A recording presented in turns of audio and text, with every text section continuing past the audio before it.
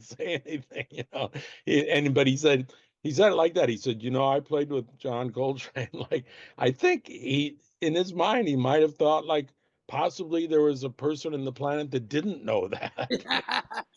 Who happened to But, be playing with him that night?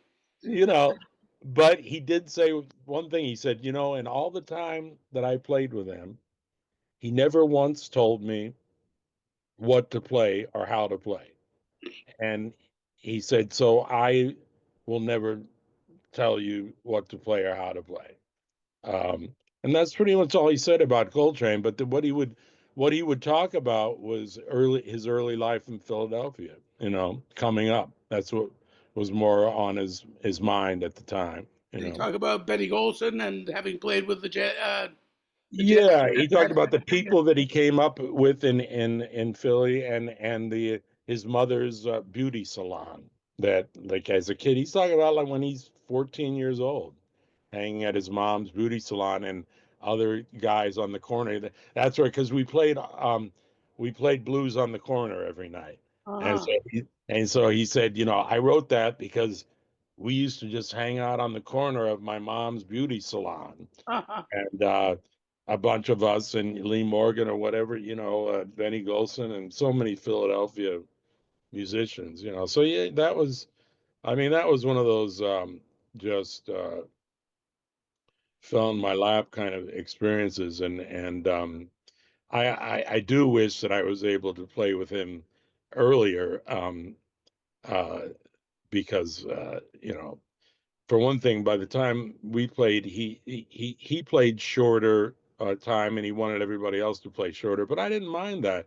In other words, we wouldn't take 40 choruses. You know, you'd maybe take four choruses or whatever, and that's how I was. So because of that, there were more songs per set. When I would go see him in Boston, because I went every time, almost every time McCoy played in Boston, I would go down, and in New York too. He would maybe play three or four songs a set, you know, because they were so long, you know. Yeah, But he used to stretch. yeah, Well, yeah, that happened. I'm at that phase now with my emphysema. I can still play two or three good choruses, or even four sometimes. But those days of 20-minute marathon solos, makes me wonder why I ever did it in the first place sometimes. yeah, it's funny. It's funny, you know, you look at different styles. I mean, different phases of music, and I think the musician's creativity always stays, but certain things change. Like I forget what record I put on. Like, why? Yeah, it was when Pharoah Sanders passed, which was, of course, a couple of years ago. But I put on one of the LPs I have of Pharoah that I had not listened to in like probably 20 years, and man, you put on the LP, it was like 10 minutes of percussion and stuff before the saxophone even came in. Oh yeah, You know, and it was one song per side, you know. And I'm thinking like I enjoyed listening to it, but I thought, wow, it's almost just like you're saying when we were talking about ECM records, like the difference, this is Impulse Records. They would do records like that now I don't think there's anybody that's going to do that because now we're ruled by other things. The way people listen now I I believe in shorter sound bites, you know, than we came up with. well, And the yet, attention spans are shorter. yes, By the way, due to computers and yep, the whole telephone thing where everybody's instead of smoking, that's a funny thing. Even though I got emphysema, smoking actually you would smoke and you would concentrate sometimes even a little deeper on something. Instead of that now, people need something to do with their hands, so they're flicking away at their phones and their mind isn't paying attention.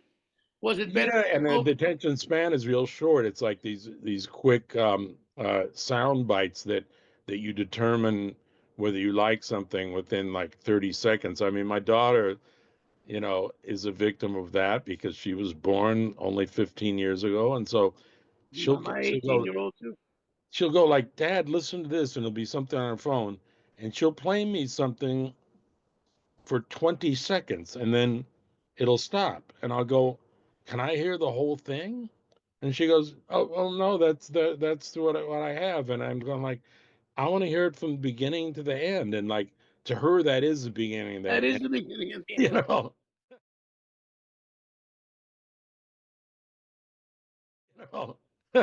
Yeah, So anyhow, well, it's I a, used but to go that, hear Pharaoh at Slugs. I heard him live when I was a teenager down at Slugs. We would go down there, and they had the bells and the whistles, and he was with Leon Thomas oh yeah, sometimes.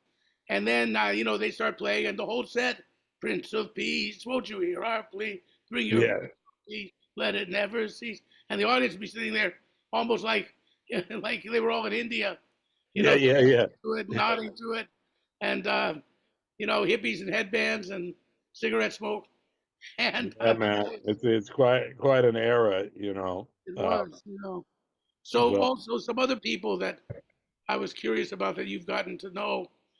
One thing about Ronnie Cuber, though, while we're thinking about it, he had wonderful stories, didn't he? uh, I mean, we Yeah, made some wonderful stories together. I mean, but uh, yeah, I mean, look, it's like the first record we did with the Mingus Big Band.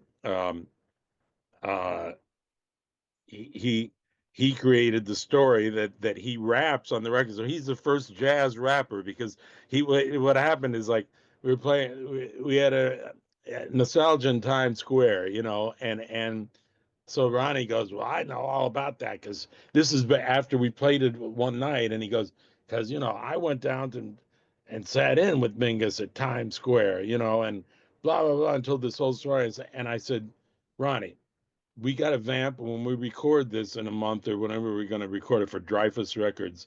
Like, we'll vamp at the beginning and you tell this story, and then we'll kick the song off. So that's how the record opens, with Ronnie telling the story of how when he sat in with and and Minkus, and this was your idea for him to do that, Well, he told the story backstage, like while we're in but between your sets. idea to record it. Yeah, I said you got to rap that like because he does it in his style. It's almost Yeah, like well, that's what I rap, mean. you know. It's almost like a rap, and that's the opening of the first record. It's called Mingus '93. It's on Dreyfus, Yeah, and I mean that was the thing about Ronnie. Besides being such a great player, once you got over his scariness, because he was such a heavy cat, oh yeah, he yeah, would, when he could tell the most amusing stories of his youth and that kind yeah, of thing, and his impressions of people and everything. And yeah, yeah, he yeah, lived longer just to give us a book of his life would have been so wonderful. Just to have a written or actually an oral history of Ronnie told through his own words would be something that, were I a record producer, I'd love to make some. yeah, yeah, for sure, man. Now, some other people that you got close to too that I never really got a chance to know. There's for instance, bass players Steve Swallow and Charlie Hayden are two people that you had a chance to play with, and then Carla Bley is in there too. Well, Steve was Carla's bass player even before they were together. Like when I first started playing with her, he was the bass player, and so that was several years, about 4 years and 4 or 5 records. Um, and that was a great experience. I mean, playing with pretty much a great band. It changed personnel over 4 years, but at times, man, it was really great, and that led to playing with Charlie Hayden's Liberation um, Music Orchestra, one tour and one record. So it was about a year or less of work on one record that's called Ballad of the Fallen that I played with that band on, and it's still like when I get a list of like the interesting thing, and this is also when we're talking about how time changes, like this is Charlie Hayden's record. I mean, and it's Carla Bley's arrangements. But what ECM Records decided to do in 1986 is put everyone's name on the cover equally in big letters. Like everyone, like it's 8 people or so, I forget exactly the number, but I could name you who it was because it was all like iconic players, right? And um, it, because of that, now in the I era that remember we're that cover. yeah, in the era that we're in now, they listed as my record, and they listed it on Don Cherry's record and Dewey Redman's record and Charlie Hayden's record. It's all equally listed, so I get the reports under my name of that record, and it's still the record of anything that I've made. And I made 20 records under my own name. It's still the one that gets the most play, and it's not exactly a party record. And I mean, it's called Ballad of the Fallen. It's a pretty somber-ish general vibe, but I think it's also because of like many of the musicians that are on that record are no longer with us now. And And it's actually Charlie's project. yeah, it's definitely it's all songs that he wanted to play, folk songs from South America and Cuba that Carla arranged. And of course, you know, Charlie would just give Carla like a one-page lead sheet of a folk song, and she'd turn it into like an opus, like 7-page arrangement, you know. And you know, it was a great experience. The one friendship that lasted from that was with Dewey Redman, because Dewey and I both lived in Brooklyn, and so even after that tour, we uh, got to be friends. And he played alto, so he'd sometimes come over to the building that I lived in and bring his alto, and we would jam like with Ed Schuller and a drummer, Steve Johns. And I really liked Dewey as a person and as a player, you He know. was a And lovely cat. Yeah, yeah, I really liked him, you know, because he put his direction on anything that he played. Like we would when we jam, we'd play a Bud Powell tune or something. I mean, I remember one time he in the morning he said, "Do you have a lead sheet on Bud's Delight?" You know, and I said, "Yeah, I think I do." He said, "Let's play that." You that's the know, light. yeah, but That's the light. Taz, no, not Taz Light. Bud's Bud's dead. bubble. Oh fuck. Dee What? doo dee doo dee doo dee da. That one. No, no, not that one. What's the other ones? Bud's uh shit. Now I'm gonna forget but it's uh a Bud Powell song. And so we you know we would play it with Dewey, and the thing is, you know, he had a way of playing really free on changes that I liked, you know, uh that kind of transcended changes, but he still he definitely had a lot of different uh, angles to his story, you know. And yeah, we got to be pretty close until he passed, you know. And we both lived in Brooklyn at that time, you know. Hmm. Yeah, I never really got to hear him play standards very much. I know him mostly with Ornette, and Yeah, I mean, he would at jam sessions, and also when he had his quartet, he would. I mean, I kind of follow with that too. In other words, sometimes when I play live, I like to write, but I also like to play things that I haven't written that are on my mind to play, and they usually change. You know, from time to time, but you know that you know a lot of times, like if I haven't written something that I'm trying to learn myself, then I just play someone else's composition, and it's just as hard to learn your own song as it is to learn somebody else's. I mean, oh that's yeah, that you know that's the funny thing. You can write something, but that doesn't mean that you know it, and it also doesn't mean that you always remember it. Like I was asked to do a master class like through this Louis Armstrong Foundation, through the actually through up here, and it's called Washington Heights Jazz Organization up here, and I did a I was asked to do a master class about a month ago on improvisation. So that's what they asked me. And so, I thought about it, because it was through this foundation, so it didn't matter. Like they didn't have to sell tickets because they had like a backing. And so one of the people one of the things I said is like, if if if you learn one song a week, if you're a musician like and you think you're serious about it, learning one song a week isn't really asking that much. And if you do that and even take 2 weeks off, you've learned 50 songs, right? Right. In a year. So then one woman, the singer, raised her hand and said, or somebody, yeah, I forget, they said like, yeah, I try to do that, but the thing is, if you don't play the song every day or every couple of days, it's easy to forget um, a song that you're not playing all the time. And I thought that was true because it's true of your own songs too. Like, let's say you wrote a song 15 years ago and you haven't played it for 10 years, you're going to forget it just as easily as you might forget the name of the Bud Powell song that I'm going to remember by the end of today.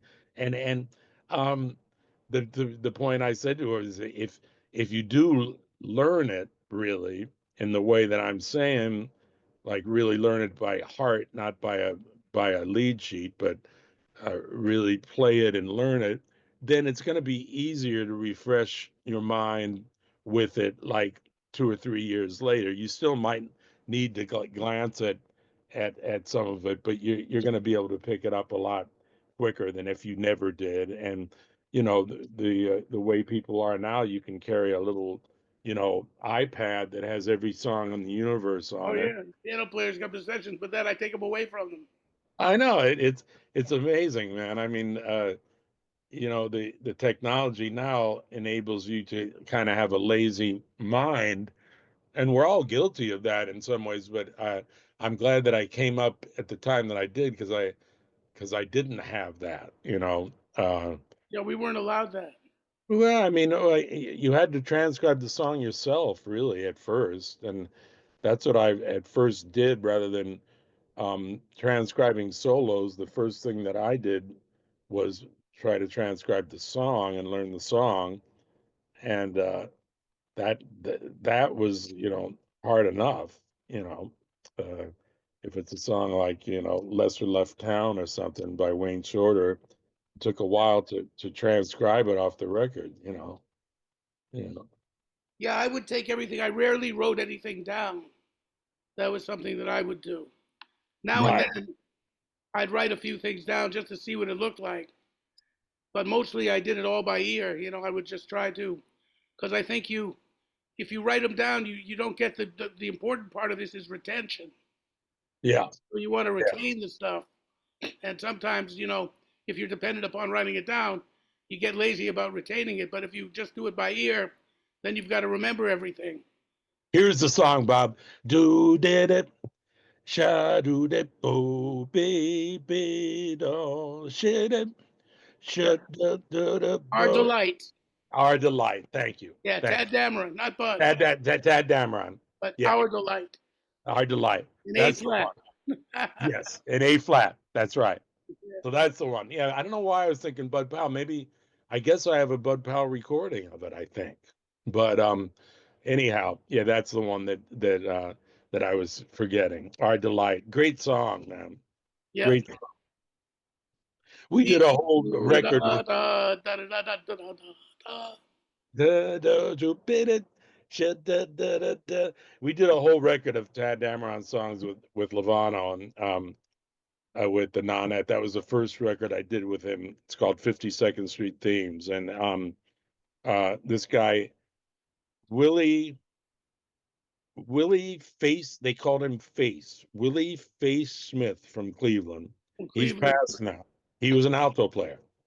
Uh-huh.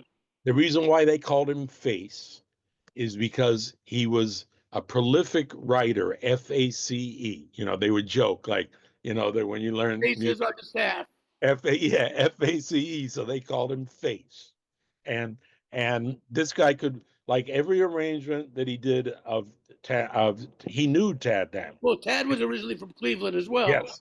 So he and Tad were, he would be the younger, and Tad was his elder, but he could write like every, none of the arrangements had a score. He would write each part separately with a big black magic marker. So all of the writing is really like huge, like notes, but not one correction on hardly any of it, and about 10 different arrangements, and they were all good, And since he was an alto player, I got to be friends with him, and really liked him. How old was he at that time?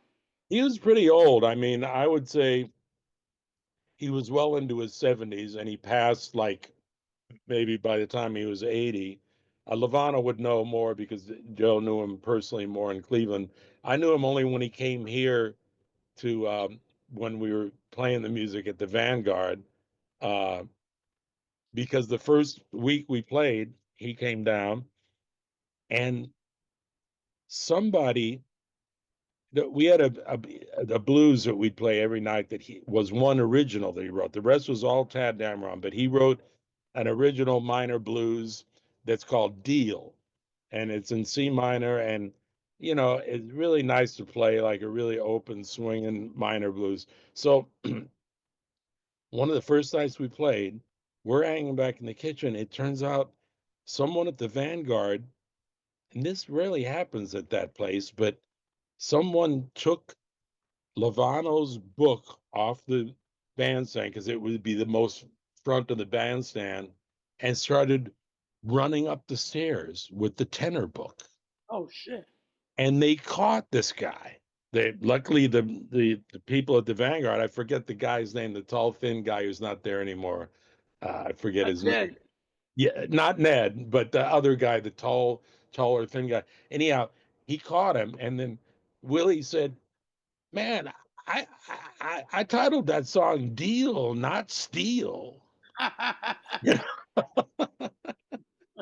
And I never seen that happen before, but somebody's like just took the tenor book and started running up the stairs, which would have been a real drag because, like I said, there wasn't a score, there weren't scores, and knowing Willie, he would have just written out the tenor parts again. But luckily, that's what happened. But that record won a Grammy, so it was like one of those things where it just all came to Dennis Irwin was the bass player. What's the record Bruce, called? it's called 52nd Street Themes. 52nd So Street. we also do play 52nd Street, which isn't a Tad Dameron song, but mainly it's Tad's compositions, and you can play them forever. I mean, shit like On a Misty Night, and like you said, Tad's Delight, and Oh, Chet Baker told me a You Could wonderful See Me story. Now. I still play If You Could See Me Now, like, We all do. Yeah. you know, you know, Chet told me, Ganid, all of those. yeah. Um, what Chet told me a story about. He had become very close to Tad while they Uh-huh. were in Lexington, and Tad actually directed the Lexington band. So Uh-huh. Lexington was a place where, for those of you who don't know, it was a place for drug addicts. If you got busted, or even if you weren't busted and you wanted to turn yourself in, you could go for rehab and sign up to go to Lexington State Hospital in Lexington, Kentucky, which had a special program, the first rehab of drug addicts. And Tad had gotten busted and had gotten sentenced to Lexington. So Yeah. he stayed in a long time and was the director of the orchestra at uh, at at Lexington. Yeah, Lexington, Yeah. Kentucky. Yeah, right. In fact, Yeah. Chet recorded another ballad that he wrote with lyrics. Besides, If You Could See Me Now, that's also beautiful. It's called Whatever Possessed Me. Oh yeah, yeah. We And record. It's on that record. It's yeah, on and on that, the Chet Baker. the. Yeah, And anyway, Chet that said, has lyrics too. That has lyrics. came from the blue, yes, Yeah, brought me closer to you. And with yeah, an electrifying sweet surprise, yeah. really knew. Yeah. that loving In you. fact, Chet sang it, didn't he? This Chet was sings on it a on a very record. badly titled record called "The Greatest Jazz, Best Jazz Record of 1964" on Colpick's record. They made that the title, and Chet was embarrassed by that title. He said he had nothing to do with that. Right, But right. anyway, it was a very good record. But the thing that's funny is Chet said people used to volunteer, would go to Lexington to be able to play under Tad Dameron, to play in that Right, band. right, right. And he also wrote that too, "The Scene is Clean," Yeah, yeah, Sonny Rollins. yeah, When yeah. Sonny got out of Lexington, Tad wrote that as a gift to him. Wow. And, so that was, the that aspect of things. What was, um, so, what, what was Carla Bley's personality? Like anybody that makes a record called "I Hate to Sing." That's I Yeah, that wasn't one of my favorites, but the thing about her is, never heard that one, but I heard the it was title. the first time that I met somebody personally who's like a true composer in the sense that she would um, wake up, go to the piano, and start plugging away on whatever she was working on. And if she wasn't working on something specific, she would like find something to a kernel to make into something bigger. And orchestration was such a thing that she had perfect pitch and I mean really perfect pitch. So she could hear all the notes that she was writing without a piano, and yet she would use the piano, but not that much because she really wasn't first and foremost a piano player, although that's her instrument. But when she wrote, it was really like writing on a score, and um, uh, she just was very prolific and very hard working at it. And so that's the first time I had met somebody that was that uh, disciplined to be just a writer every day and hardly ever like practiced. I mean, I don't think I ever heard her practice the piano ever. Although she could come up with some really interesting stuff, but it was really from her ear, and that's how she learned. And so that was a great experience. That's really how I learned to think about orchestration was from working with her and hearing how she went about it. And so when I started writing for the Mingus Big Band, that's really I mean, some of the stuff that I learned in Berkeley helped me, but I really think that what Carla presented, is what is the kernel of like what I use to arrange myself, for the Mingus's compositions. And it always took me a while. I'm not like a real fast at arranging. I'm not one of those guys like, can you have it in 2 days kind of thing. I Right, mean, like Bobby Minzer. yeah, I've never done that. Although if I was asked to, maybe I could. But luckily with the Mingus band, I'd have time. I might have a month to do the arrangement, and I'd still work on it like an awful lot in that month to get like a good arrangement because I always wanted to not do something that had already been done before with the song, not like recreate some arrangement that had already been done. And I think the one great thing about Mingus's music that I mean you certainly know and I know, but is that he left certain things like unfinished sometimes. Like he would write a song and they would record it, and it maybe wouldn't even be the perfect recording of that song. It might even be a little bit sloppy or whatever. So that leaves it open to that song can be done in a different way, or maybe even in a way that's like not like his recording of it. And it's such a good song that it can be shown in a lot of different lights. Whereas there's other musicians that you know, when they do a record, you don't want to touch it afterwards. So for me, that was like you mentioned the ballads record I did with Blue and Green. Like at first, you know, at first I wouldn't didn't think I would record Blue and Green because you can't really do it any better than it's already been done on the original recording. But then like you mentioned briefly, I asked Richard Sussman to do like string arrangements and make it into like a really different sounding thing, you know, than just doing it in a with you know, the same size group that Miles did it with. So I ended up liking it, you know. Now But that's interesting, you know, that I've done a very similar thing. In fact, we both have the word heart in our titles because my record is called State of the Heart. oh, okay. You have Into the Heart of It. Yeah, And I I was think I saw wondering, that title of yours. When did you make that record? well, we're making it now. Oh, It's not okay. completely done. We still have to record the strings. We're recording bit by bit. You know, we've had like the saxophones are Steve Kenyon, Roger Rosenberg, and Lawrence Feldman. That's Ah, kind of done all the reeds. And first, Isaac Raz, who's my partner on this and did the arrangements. He's he was a student of Herb's and Barry Harris. ah, He got the Ellington Award at Berkeley years ago, and uh-huh. you know, and Isaac is a great arranger, and he put all these on synthesizer, and then I overdubbed my parts. I improvised against these. We have 11 tunes and many ballads, mostly ballads, two originals of mine, and other tunes like Shangri La and All Through the Night.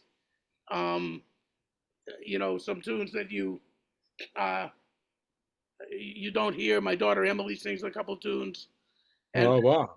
we're trying to. You know, we've got people contracted or who want to do the rest of it.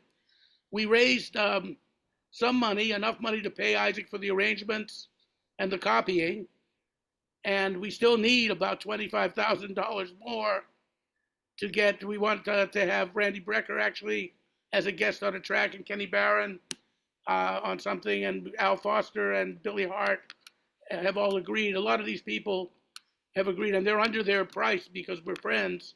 You know, they're not. But of course, we have to pay everybody, and we've got Yeah, man. something out. We're trying for crowdfunding on Indiegogo. And Oh, okay. how did you get your funding for? May I? Well, those records with Rick Simpson were you know, that was through his account, and but my record label that's called Panorama Records, which I started with this lawyer maybe 20 years ago, and a lawyer friend of mine, Jack Zulak, helped me set up this, you know, record company called Panorama Records. It turns out I found out that is, I think in Japan or something, somebody has a record label with the same name, but it doesn't matter because we did it before them. And so that's through through the two of them really that made those five records. You had an orchestra, or you had people? You know, we have people recording. You know, like one trumpet player has played all the trumpet parts. Antoine Dry. One trombone player has done trombone and tuba. You know, and it's all done in home recording with you know, sort of garage band. Uh, the Yeah. what do you call that machine? Sherman. Yeah, I mean that's a way to do it. With this, you know, there's no horns. It's just the strings are all Richard Sussman's creation, and then I have my quartet that plays, and so it's quartet plus string arrangements. And Oh, just like it's a string quartet. no, he used more than quartet. You know, it's you know, I actually did, I forget how many voices that he used, but it was at least about 10 or 12 strings, but all done on synthesizer, you know. I see. So They're you did sampled. the actual strings. You had the synthesized string. Yeah, I mean they're sampled, so they sound very friggin' real, but they're sampled strings. I mean, Richard's pretty good at it. You know, he's had some health Yeah, problems we lately have the that, same thing with Isaac, but we want to put the real instruments on, and it's not easy getting the bread to actually get that done. But I know that yeah, sample strings can sound very good. yeah, People are fooled when I play them now. They think it's real strings. yeah. We only use strings, so that's what is on that record. It's just strings. There's no horn parts. But the three horn record that I did uh right in the middle of COVID, uh I did a record for three horns that is called Nascentia. And I'm pretty happy with that one. It's trombone, trumpet, and alto. You know. Yeah, the machine I'm talking about is Steinberg. Oh, Steinberg, yeah, that's a music writing. Yeah, I called it yeah, Sherman. yeah, I think I'm yeah. thinking Steinberg. Yeah, of Rocky and his friends. yeah. Yeah. I mean, I use Sibelius to write um Sibelius software, so that's the thing these days. But no, I never. I just write on it. I don't produce any records with any of that. You know. I see. Well, we're trying to get this. We hope we can get people to believe in it and do it. It's sort of a legacy record. I don't think anybody intends to. I mean, we don't really make money with these things. I don't think you can go on the road and play a few concerts and maybe sell some records, but I don't think Yeah. you go into it with that idea in mind, right? Yeah. Not these days. Not these days, man. That's for sure. But Yeah. I actually got I got a thing at 5. I got to get to, but I just wanted to warn you that at 5 I got to split. But Yeah, I have something at 5 too, but the thing I want to talk about, one more thing, is let's talk about your seed songs and solos. You have yeah, this, which is kind of, you would say, composition, improvisation, your directions for young players. It's sort of a teaching book. Could you explain yeah, to me what this book is? yeah. Do you have That's a copy of it you could show us? Yeah, sure. Let me show you. I used this when I did this master class last last month. I don't know if you can see that, Oh, but yeah, we see it. that's Yeah. the cover. A painter friend of mine named Ivan Pazlamachev did the cover, and it's Excellent painting. It's beautiful. Schaffner Press. It's this press company. I mean this book company, but this was in 2013. It came out, and it was a lot of work. I don't know if I'll do another one, but sometimes I think about it. But um, that was a lot of work. It was in 2013, so God, that's like 10, Well, what do you 12 talk years ago. about in it? What do you go through in it? Can you give us a The summation? thing that I did is, since I did I couldn't pay royalties on other people's songs, so I used my songs like blues. I have different chapters: blues, songs over standards. Um, Right, because you can't copyright chord changes. right. That's Yeah. something people can. So I mean, I analyze the songs and then I talk about the process of improvising over a song, whether it's your song or someone else's song, and different stories and with each song I have like I guess that's my Virgo nature. I have like tips and then trips. So I'll go like, well, you can't see it here, but for the song I'll have like tips and trips. So tips are like how you might tips on how you might play on this turnaround on this blues or on this composition, and then trips will be just maybe a little quick story on something that happened when we recorded the song or played the song. And you know I what my Great wife idea. Theodora is saying now is that we should put it on PDF on computer, which I'm going to try to do when I can, because the same thing with CDs is true of selling books now. Everybody expects to be able to get it on the computer in PDF download form now, and this company doesn't do that. So, so you know that's what I think I will next do. But I just got a text here from the guy at 5. Let me just tell him I'm good.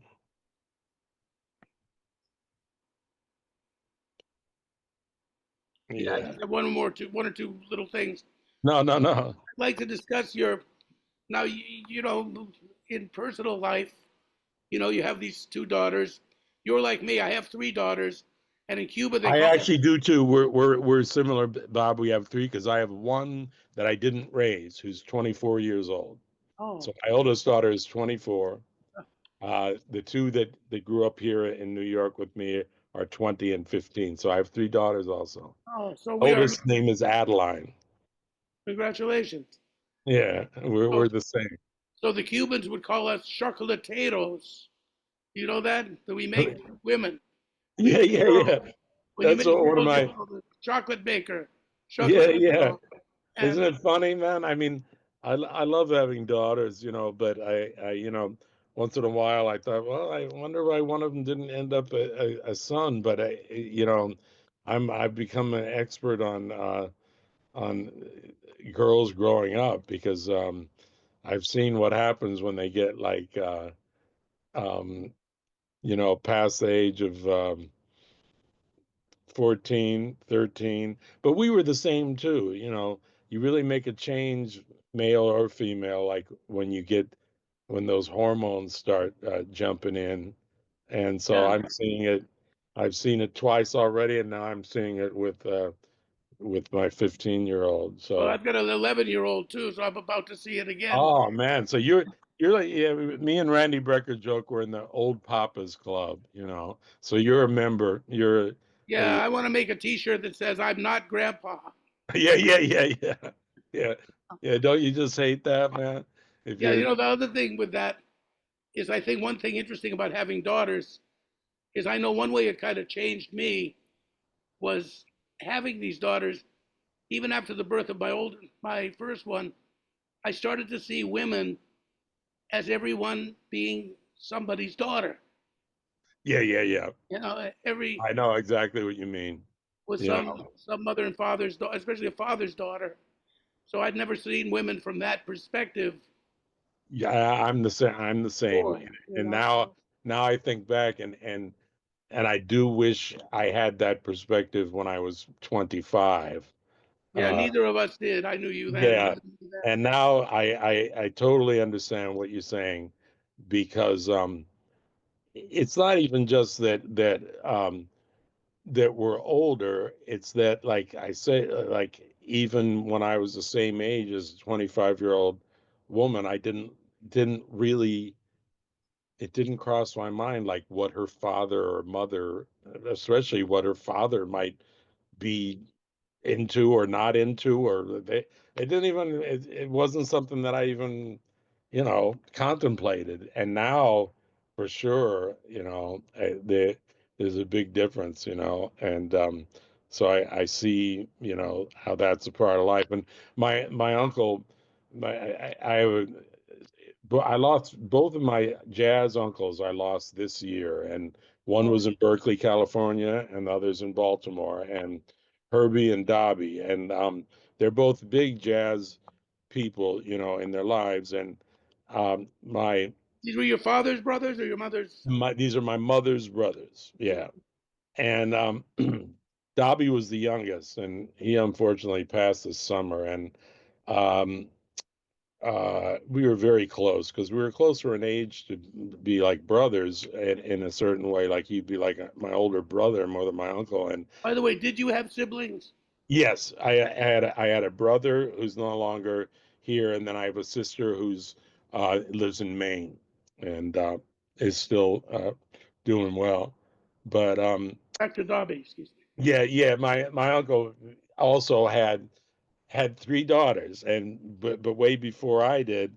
And he told me years ago when I was maybe only 40 something, he said, the best way to stop, roaming your eyes to a 19-year-old girl that walks around is if you have a 19-year-old girl, Yeah, exactly. and you see her fucked up friends come over to, with her and all that. And he goes like, that's the quickest way to cure yourself from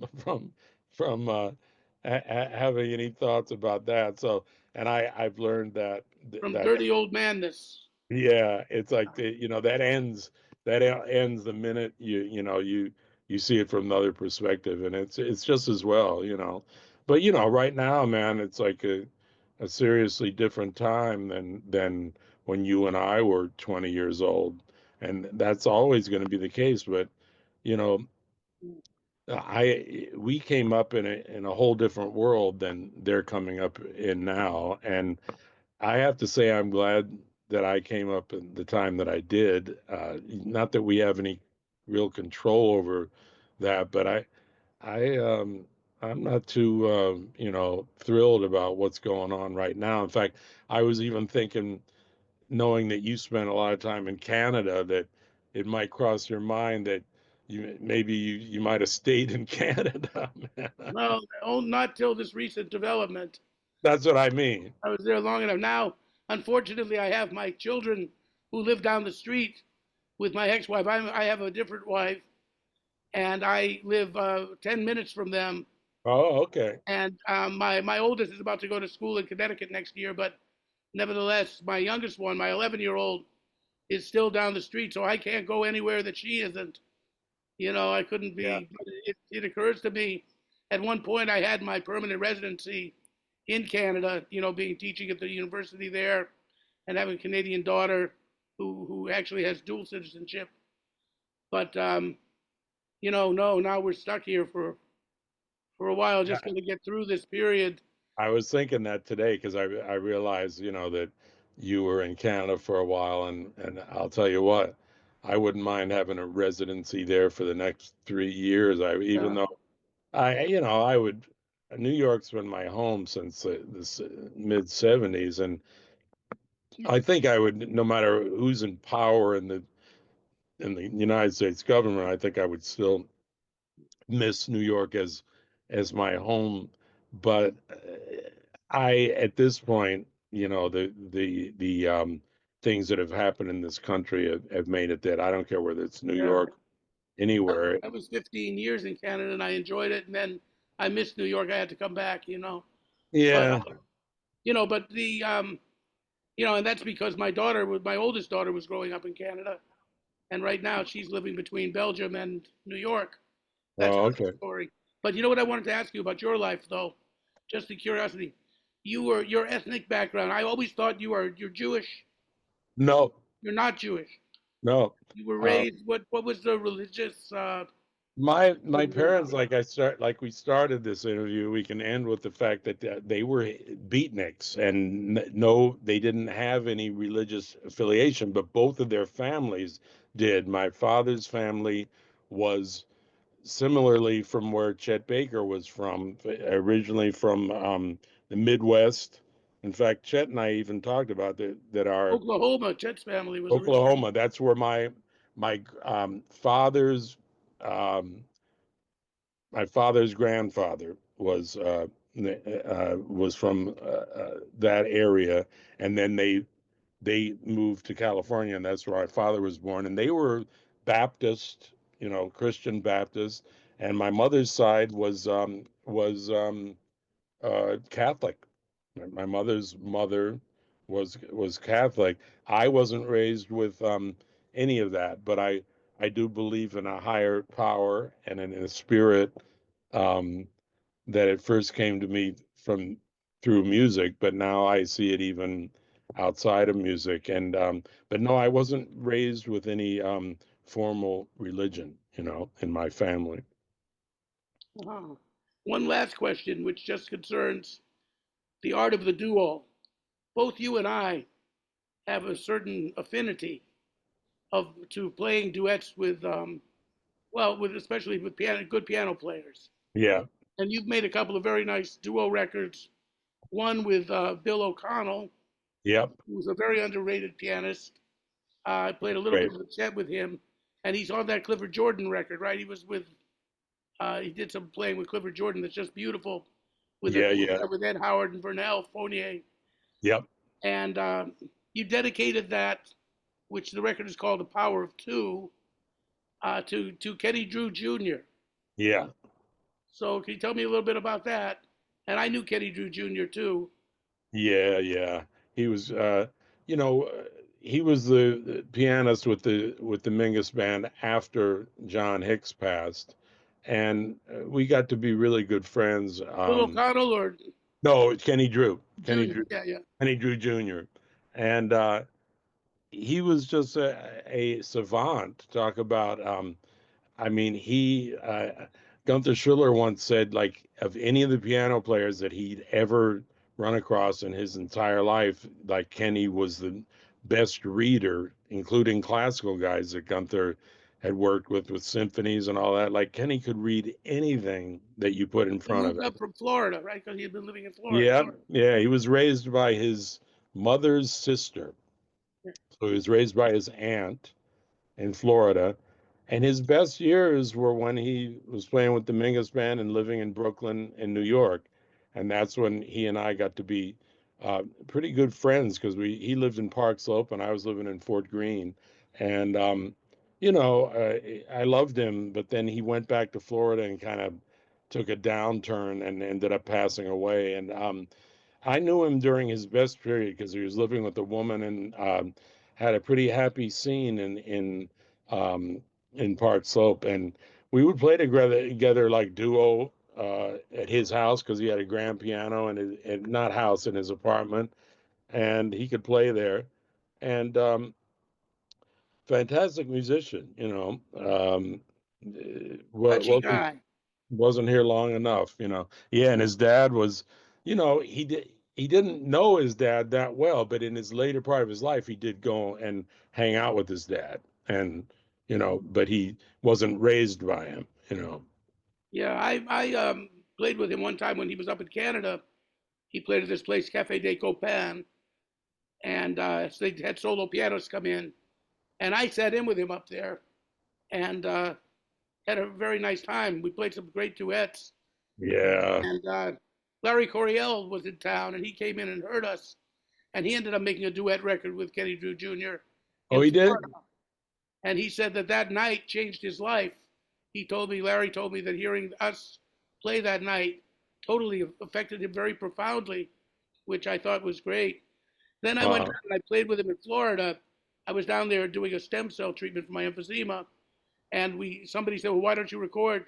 Because I was by near where he lived, in where the Scientology Center and all that is down there. I didn't know that. I didn't know where he lived down there, but is that the area that he was in that same Scientology kind Yeah, of? he wasn't into No, Scientology. I know. Yeah, but that's The the part area. chick lived in, what is it? Not Pensacola. What's Uh, Minnesota? clear view, clear light, Clearwater. clear. Yeah, Near Clearwater. Yes, down yeah, yeah. there. And so somebody brought Tony Castellano Jr. got us into the studio, and I did a couple of tunes with him. And we didn't really have somehow our magic wasn't there. It's a little disappointing. And he said something weird to me. He was warming up, playing Ravel, and I said, "Debussy." He said, "No, you idiot! Don't you know the difference?" He was really nasty to me, Well, yeah, he couldn't help himself in that way. like Like, Asperger's or something. yes, it's true. He was on the fringe of some of those kind of things.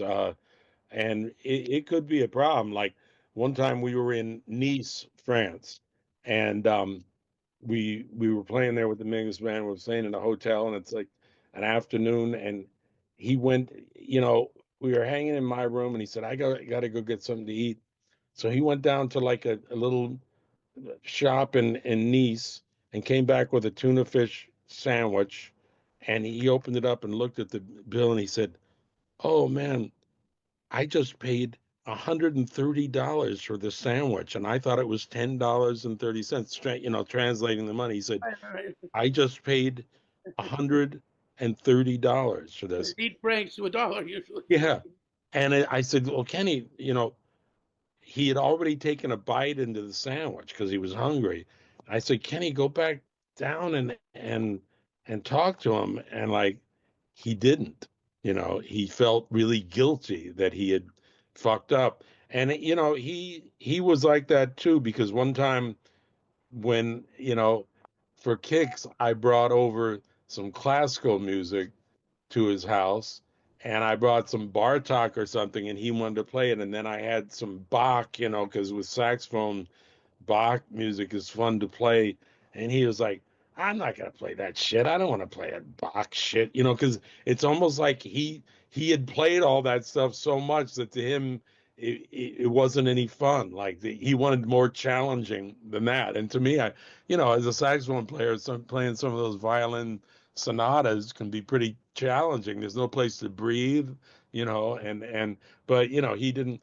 He kind of did the same thing with me, like, oh, you want me to play that? Nah, fuck that, And he couldn't help himself. At one time, here's a funny story, just to uh, to fill it out, man. Like I did it on Steeplechase Records. He's on one of my records. It's called Alto Blue is the name of the record, I believe, and it's a quartet with piano. So I play a blues of mine on there, and I forget the title of the blues, but I told him just off the cuff, we hadn't rehearsed that much, and I said, Kenny, this is one of the last songs that we're recording, and with those steeplechase, you do the record in 3.5 hours. Mhm. So I said, Kenny, on this take, I'll we'll play the head together, and then when I'm blowing, like, don't comp, just come in on your solo. I'll just play trio. And so we cut up the song and we played, and I swear to God, Bob, he literally had to sit on his hands on the piano bench to keep himself from playing, because it's almost like one of those comedy movies. Like his hands wanted to play so Like much. Dr. Strangelove. Yeah, yeah, Doctor Strangelove. That's what it was like, man. He literally had to put, because I saw him looking like while I'm playing, because we did maybe two takes like of the song, and both takes he didn't play, but he had to like literally put his hands, on under his fucking bottom to not play on the fucking, comping. And like sometimes his comping actually could get a little bit overbearing, because he Yeah. played a lot, and so that's one of the things It that was I, like getting mugged at times. you know, You just feel there's yeah, no turn. He was just, yeah. I mean, he had oh, ridiculous strength, and sometimes even overplayed, but he also could play solo like ridiculously. If you gave him a cadenza or something to play, he could go forever, And so I loved him, man. We kept in touch, but he started getting really into a bad mental state down there in Florida. He really should have stayed in New York, but how did he actually die? it's a little bit of a mystery. He didn't take care of himself, and he either like let himself into some kind of demise that might have been of his own choice, or he just had some kind of something like diabetes or something that he hadn't taken care of, and it eventually took him. It's a kind of a mystery because no one exactly knows. I mean, Victor Lewis and I have tried to talk about it because Victor knew him pretty well, also. Huh. And so yeah, it's a little bit of it's one of those really unfortunate uh, happenings, But man, it's great talking to you, Bob. I wish we could do it again, man. Well, we will at some point. We've You got, know. this has been a wonderful time. Great to Well, get to thank you, know you man. again. And, I remember the old days so fondly. And I know you've got to go now.